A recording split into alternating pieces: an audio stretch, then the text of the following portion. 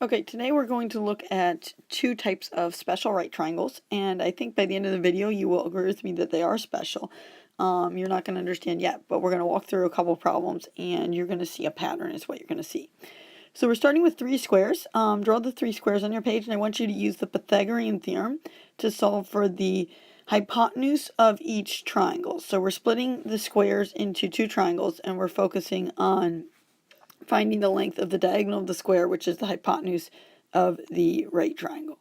So if you want to pause the video and then check back in, you can. I'm going to go ahead and walk through them on here. So first I'm going to note that I have a right angle and I'm looking for C, right angle, looking for C, etc. And I'm going to go ahead and apply my Pythagorean theorem.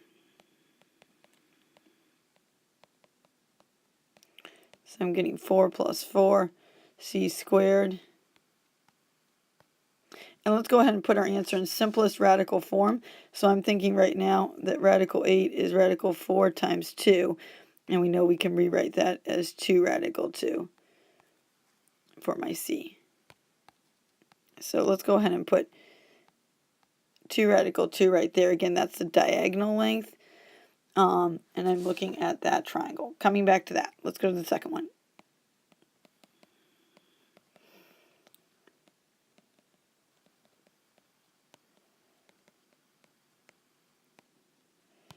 And now I'm thinking that radical 18 is really radical 9 times 2. And I'm getting 3 radical 2 for my C.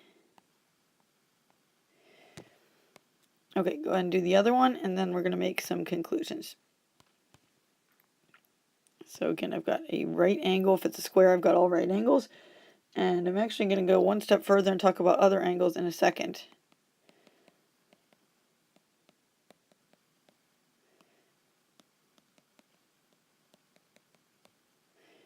So I'm getting radical 50 for my C. And of course, that's 25 times 2. Which gives me an answer of, simplified answer of 5 radical 2 for my C. I want you to look at those three problems that you just did, and I want you to see what conclusions can you make. Do you see a pattern? Hopefully you're seeing a pattern, but I want you to pause the video if you haven't done that and observe. So the pattern that I'm seeing is I'm seeing that every time we have a length for our legs of our right triangle, which would be the sides of the square, that length appears in front of a radical 2. I know the first one has a lot of 2's, but look at the second one. We've got 3, 3, and then we've got that 3 times radical 2. 5, 5, and then 5 times radical 2. And if you're not convinced, you could, of course, do multiple more problems, and or you could do a square, something like this. I'm going to draw it over here. You could do a square and prove it to yourself by doing a square and just call your side length x, and then go ahead and solve for the hypotenuse, and in this case you should be getting x radical 2. So if you want to try that, that's a good Pythagorean theorem challenge, just because you're limiting yourself to all variables. The pattern is definitely that we're having the leg times radical 2 is the hypotenuse length. So this triangle we're going to describe as the 45, 45, 90 triangle, because if you look at the square, remember a square is a rhombus, so the diagonals bisect the angles, which gives me 45 degrees for either one of my, for both of my angles, because those are of course equal and have to equal 90 degrees. So we do describe this as the, and actually name it, the 45, 45, 90 triangle for that reason. So I want you to draw just the triangle. We don't need the whole square part now. And I want you to note that those angles are 45 degrees.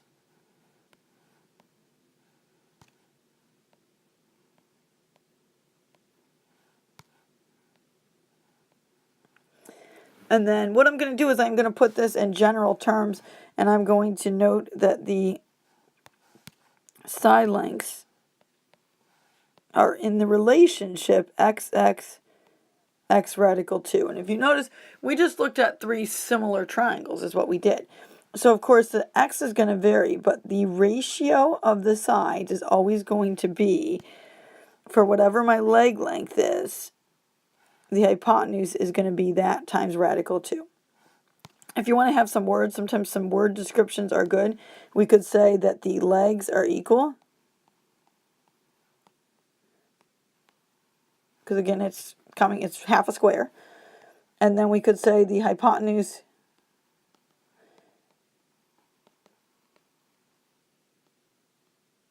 is equal to the leg times radical 2. Sometimes it's good just to have some descriptions there. And then using that, I've got 3 squares, and I want you to pause the video, and I want you to try to figure out, without using Pythagorean theorem this time, can you figure out the lengths of the hypotenuse in each case, or the diagonal of the square?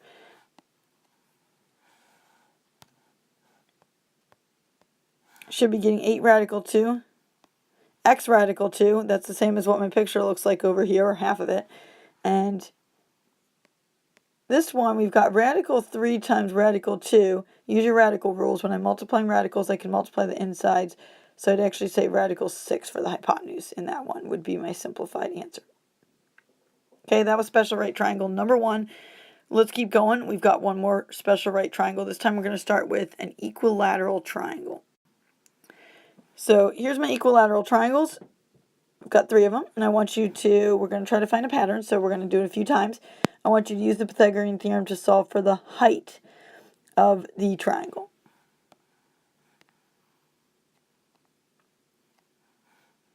So when I have an equilateral triangle, I do know that the height, or the altitude, does break it into, so we've got right angles by definition, does divide that length. It breaks it into 2 congruent triangles. So I'm going to have 1 and 1, and I'm going to now focus on just one of those triangles. I'm looking at the left one. Hypotenuse is 2, one length is 1, and I'm going to try to solve for the height of it. I'm going to call that my x, or you could call it a or b. You know what, let's just do b for that. So I'll say that in my a squared plus b squared, my a is my 1 plus b squared equals 2 squared. So 1 plus b squared equals 4. Subtract your 1. And I'm getting b squared equals 3. So b is radical 3. You know the routine. Let's do it again. So I've got 4 for this entire base down here, which means that each part is 2. So I've got a 2 right here, and I'm trying to solve for the length of b up here. So 2 squared plus b squared equals 4 squared, which is 4 plus b squared, 16. B squared is 12. And not a perfect radical. That's 4 times 3, so I'm getting 2 radical 3 for my length of b.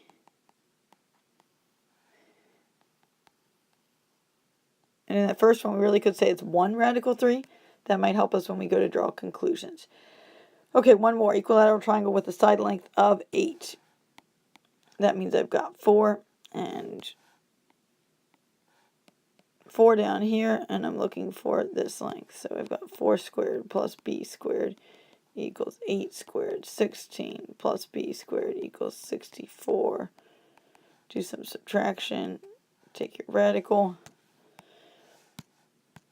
And I'm going to get 48 is 4 times 12. I can do better than that. 16 times 3, which is 4 radical 3 for simplified radical form. Okay, it's time to make some conclusions. So let's look at those 3 problems that you just did. And let's see what we can conclude. I'm noticing a radical 3 in each of them. What else are you noticing? Might be noticing that that number is the same. That would be a good thing to notice. And in this case, remember we said that we really just have a 1 right there. So we have the length of half of the hypotenuse, or half of the side of your equilateral triangle, times radical 3. And then what's the relationship here between these two numbers? Yeah, you should be seeing that we've got double or half, depending on which way we're going. Okay, let's make some notes on this one. And any ideas what we're going to call this triangle? What do we know about angles here? Because the other one we called our 45, 45, 90 triangle. Based on the angles, we have a right angle. If you think about equilateral triangle, we should be remembering that this angle over here is going to have to be 60 degrees because all my angles are equal. And that leaves me with 30 degrees up there for my right triangle because I know I have a right angle. Same thing for all of them. So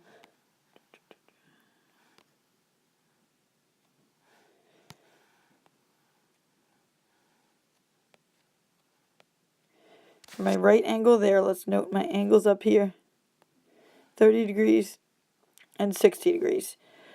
Notice that we have two different leg lengths here. We do not have equal legs. So we do need to be careful, and I'm going to specifically call one of these, okay? Okay, sorry about that if we flash screens there. Hopefully this is going to continue recording. So what I wanted you to notice is that your legs are different lengths. So I'm going to go ahead and call my one leg, this one over here is definitely going to be my short leg. So I'm going to put an SL, and then this one over here is going to be my long leg. And the reason I know that is because, remember, across from the smaller angle has to be your smallest side. Across from the largest angle has to be the largest side. And the 60 is not really the largest angle, but it's bigger than the 30. The 90 is your biggest angle, and therefore the hypotenuse is always the longest side. From here, we can say that for every short leg length, our hypotenuse is,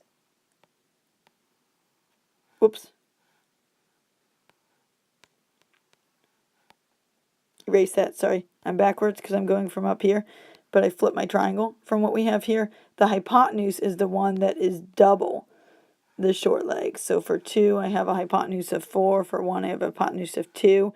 So I've got the short leg is x, the hypotenuse is going to be 2x. And then the long leg was the one that was the short leg times radical 3.